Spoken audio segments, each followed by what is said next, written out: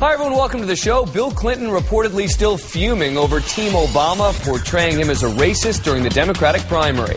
And a Republican senator up for re-election now playing up his relationship, not with John McCain, but with Barack Obama in a new TV ad. As always, we're on their trail making the call on who won and lost. Another heated day out on the trail.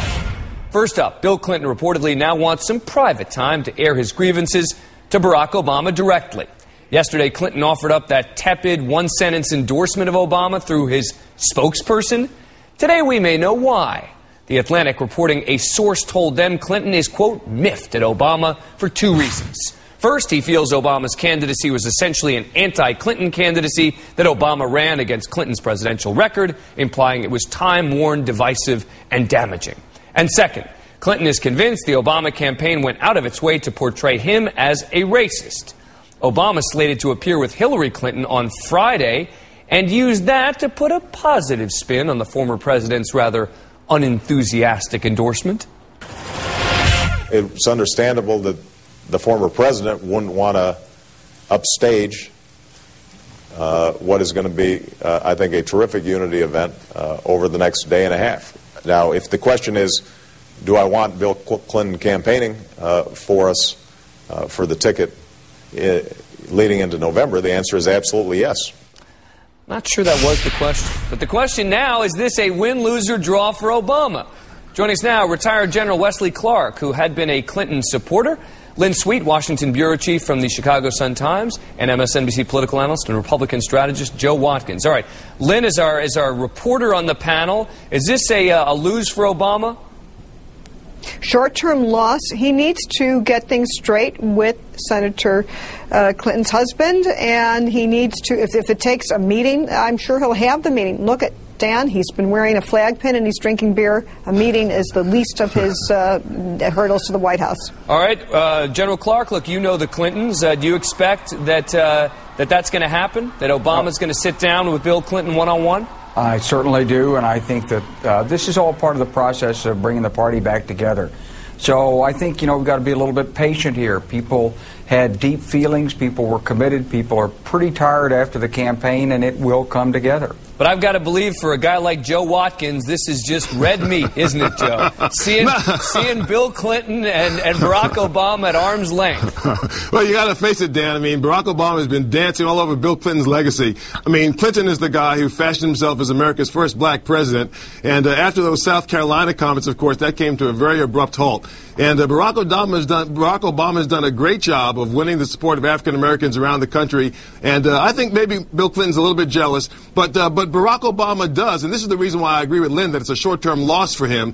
Barack Obama needs those 18 million votes that Hillary won during the primary, so he's got to cozy up to Clinton a little bit and mend fences. General Clark, I was surprised at how tepid the endorsement was from Bill Clinton. I mean, this all makes sense, this Atlantic report. The fact that Clinton's, quote, endorsement of Barack Obama comes from a spokesperson saying President Clinton's obviously committed to doing whatever he can and is asked to do to ensure Senator Obama is the next president of the United States. I mean, that couldn't be colder. Come on, Dan. Let's give him a break here. First of all, Bill Clinton wasn't running for president. He wasn't the candidate. But he's a leader of the Democratic Party. There's a meeting tomorrow night in Washington. The Clinton fundraisers are meeting with Barack. There's an event on Friday. And one thing that Bill Clinton did learn during the campaign is not to upstage his wife. So he's not upstaging anybody. And I think these groups are going to come together in the Democratic Party, and I think this is part of a process. I think they'll come together, too. But, Lynn, real quick, I got to move on. But do you believe that this is about upstaging Hillary Clinton? Well, he's also in London meeting Nelson Mandela. The most important thing is before they meet in Unity, New Hampshire, Obama meets Clinton's big donors tomorrow night in Washington. That's probably in the short term more important than whether or not Bill Clinton issues an endorsement with a big splash. All right, look, I'm going to call this I think you're right, short-term lose for Obama. I think any conflict with the Clintons at this point isn't necessary for him. Next up, in a sign of just how bad a year it may be for Republicans, Republican Senator Gordon Smith is running a new TV ad in his re-election bid, touting his relationship, not with John McCain, not with President Bush, but with Barack Obama. Who says Gordon Smith helped lead the fight for better gas mileage and a cleaner environment? Barack Obama.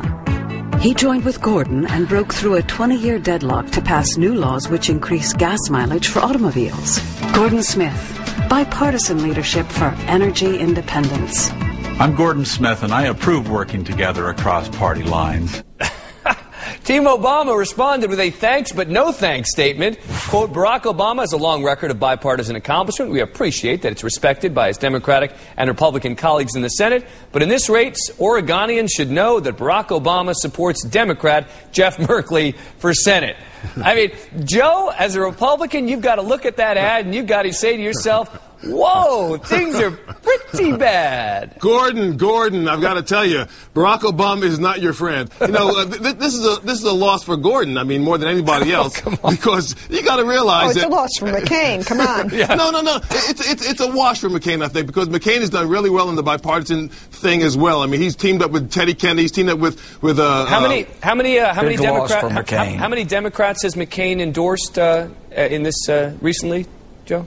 Well, not recently. No, of course, yeah. Of course not. I mean, zero recently. But he's done the bipartisan thing in the past. But, you know, you got to remember that this is a political campaign. Barack Obama's a politician. And if you're a Republican, you got to stick with Republicans in order to win. Yeah, well, it doesn't seem... If you're worried about... I'm sorry, here's the point here. If Obama's coattails are so strong in Oregon, he got that massive, multiple thousands, tens of thousands of people out there before the primary.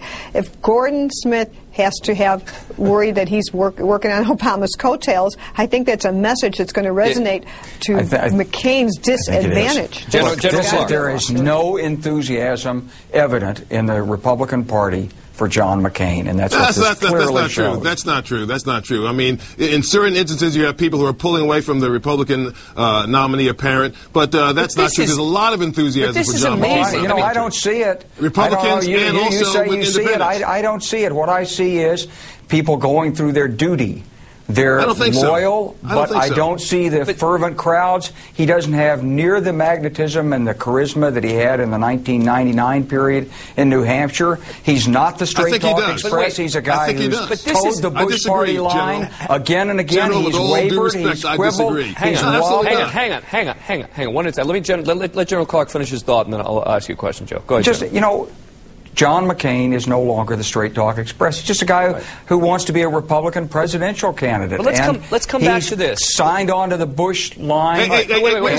That's what he represents. And there's no enthusiasm for it in the country. All right. I want to come back to this, though. I mean, we can talk broadly or we can talk specifically. And I want to talk specifically about the fact that there's a Republican in the state of Oregon who's putting Barack Obama's in his commercials. And I want to just get this down pat with Joe. Joe, you just got to accept that is a bad sign, right? That's bad. In the state of Oregon, it's bad. It's bad. Okay. I would not want to see that happen again and again and again. Okay, all right, fair enough. All right. So I'm going to then say that this goes down as a lose for John McCain. I don't think anyone's going to disagree. Next up, is John McCain suggesting a draft could be coming if he's elected? What would be an action that would call for a draft? I don't know what would make a draft happen, except perhaps if we were in an all-out World War III.